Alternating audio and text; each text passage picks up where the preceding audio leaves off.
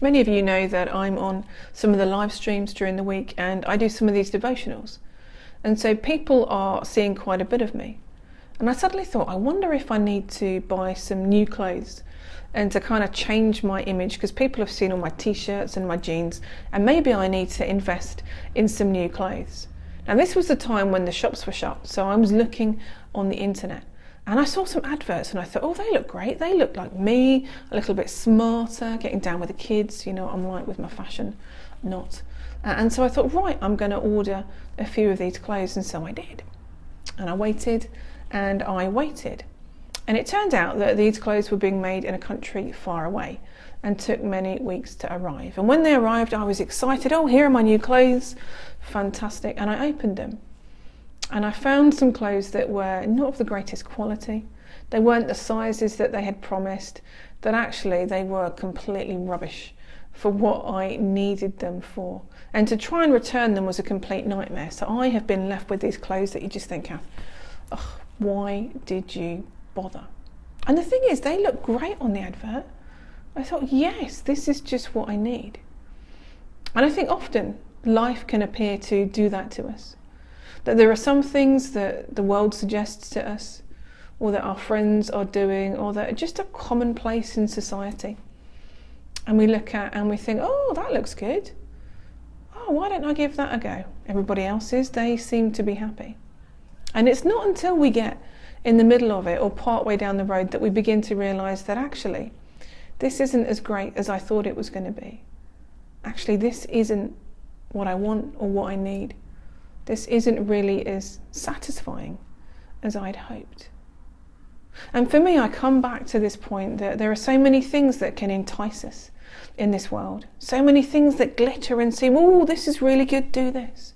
But I come back to this point, that the only one who truly satisfies is Jesus. Jesus said, I have come that they may have life and have it to the full.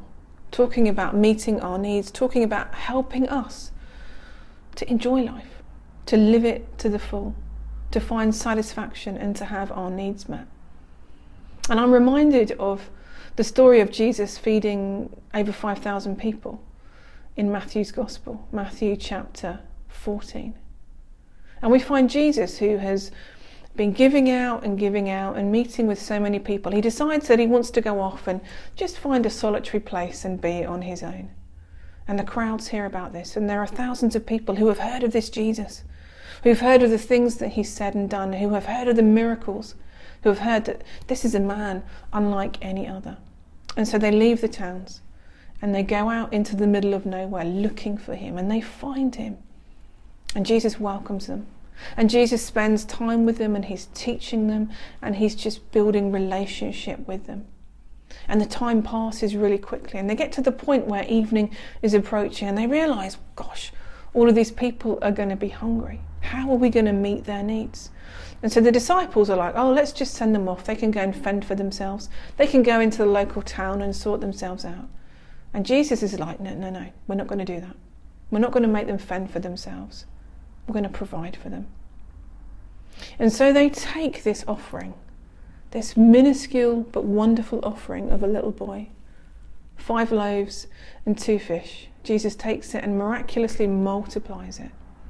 And so the thousands of people that are there are fed. And they're not just fed, but they're full. And there's lots left over. And the passage talks about them being satisfied. Jesus satisfies the needs of people. And it may be that our need today isn't hunger, or it might be.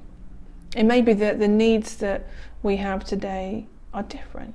Maybe that we feel lonely. Maybe that we're fearful. Maybe that we're feeling unworthy. We're lacking in direction. Maybe a whole host of different things. And all too often the world has a solution for these.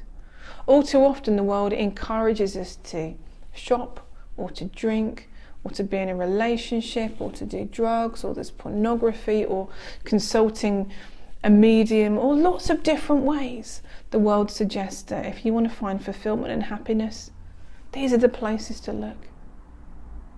But those are the places that actually don't meet our needs. We go back to this place that the world offers all of this, and yet it isn't enough. Jesus offers life in all its fullness. And so today Jesus says to you and me, he says, come as you are. Come to me.